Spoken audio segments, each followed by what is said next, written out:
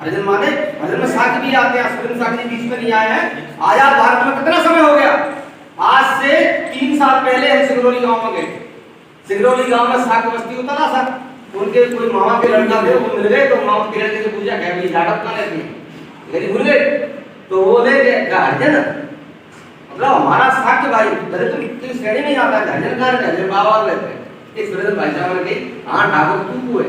मतलब आप सोचिए कि ये टेंडेंसी पैदा की गई और हमको हरिजन शब्द से हमको तो लोग महाराज हरिजन है बड़े बड़े बूढ़े कहते थे, लेकिन संत रविदास का जो मूवमेंट चला, महापुरुषों को उस मूवमेंट के बाद रौदसिया पंथ चला, उसके बाद कुछ बुजुर्ग हमारे ये कहते थे रौदसिया।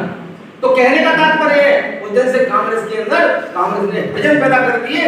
जो हरिजन मानवर साहब कांसी राम जी ने जब चमचा किताब को लिखा, हमें शुक्रगुजार होना चाहिए 21वीं सदी के महावीर भोजन नायक मानवर साहब कांसीराम जी का, जिन्होंने बहुजन समाज पर अपना संपूर्ण जीवन लगा करके बहुजन समाज पार्टी नाम का ये घर बना करके हमारे लिए गए। और बहुजन समाज पार्टी के घर के निर्माण के बाद जो जमात बिरादरी की औकात कांग्रेस के पीछे फरसों पर बैठने की हुआ करती थी, कांग्रेस में लोग जाते थे कहते थे और बगल में वोट दिया करते थे, वो कांग्रेस के लोगों की औकात सामान्य वर्ग से पीछे जब चप्पल जूते उतरते थे वहां पर बैठा करते थे। मानवर साहब कांसीराम जी ने बहुजन समाज पार्टी बनाकर और तुम्हारे वोट की ताकत का एहसास करा करके देश के अंदर दलितों की ताकत, वोट की ताकत क्या होती है, बाबा साहब डॉक्टर अम्बेडकर की वोट की ताकत का एहसास कराने के बाद आज आप देखिए जिन हमारे समाज के लोगों को कांग्रेस में सम्मान मिल रहा है। अब एक नया प्रचलन तैयार कर दिया, वो लोग ये समझ रहे हैं कि हमें हमारा सम्मान मिल रहा है। बाबू जगजीवन राम बाबा साहब डॉक्टर अम्बेडकर के जीते जी लोग बाबू जगजीवन राम को लेके आए बाबा साहब अम्बेडकर को रोकने के लिए। जब बिहार के अंदर बाबा साहब अम्बेडकर एक जनसभा को संबोधित करने के लिए गए तो वहां पर बाबू जगजीवन राम के द्वारा ही बाबा साहब डॉक्टर अम्बेडकर की जनसभा, ये बात मैं आपके बीच में क्यों कहना चाह रहा हूँ, ये बात यहाँ से निकल करके हमारे सभी भाइयों को जब हम चुनाव में कैंपेन करेंगे, जब भी जो भी हमारे दावेदार साथी बैठे हैं, जयंती का आशीर्वाद जिसको भी मिलता है उनको आशीर्वाद मिलने के बाद हमें एक कैंपेन शेड्यूल कास्ट के घरों में करना है, गाँव में करना है। जिन गाँवों को कांग्रेस ने डिजिटल करने की कोशिश की है, जो लोग कांग्रेस के लिए एक पैकेज लेकर के जगह जगह घूमने का काम कर रहे हैं, उन लोगों के दिमाग में जाकर ये बात बिठाना है कि बाबा साहब डॉक्टर अम्बेडकर ने आज धर्म की स्थिति पैदा कर दी है। तो जगजीवन राम को आने करके बाबा साहब डॉक्टर अम्बेडकर पर जनसभा पथराव कराया गया। जगजीवन राम उस समय कड़ी करके हुआ करते थे, लेकिन कांग्रेस ने ऐसा तामझाम इकट्ठा किया तो उसको देश का नेता बनाने की पूरी कोशिश की गई। बाबा साहब डॉक्टर अम्बेडकर के बाद जब 1972 में कांग्रेस की सरकार चली गई, कांग्रेस का सूख बड़ा साफ हो गया। उस समय इंदिरा गांधी ने चाल चली, ये बात इसलिए सटीक कह रहा है आज की प्रस्तुति में कि वही प्रयोग आज कांग्रेस इस देश के आम चुनाव में माननीय बहन जी की सत्ता से दूर रखने के लिए उसी प्रयोग को पुनः करने जा रही है। अभी संचालक महोदय ने कहा कम समय बात रखना, लेकिन 4 लाख की बात मैं आपके बीच में शेयर करना चाहता हूं साथियों।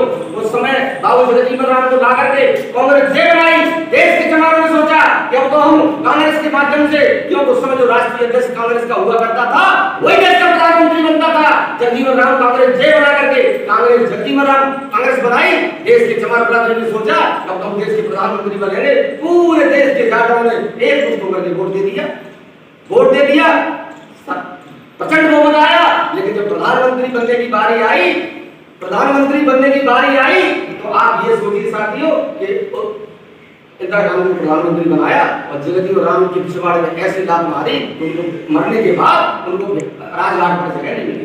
उन्होंने अपनी अंतिम किताब में अपने संस्मरण में लिखा इस बात को, मरते वक्त लिखा, अंततः कांग्रेस ने मुझको दलित नेता नहीं एक चमार समझा।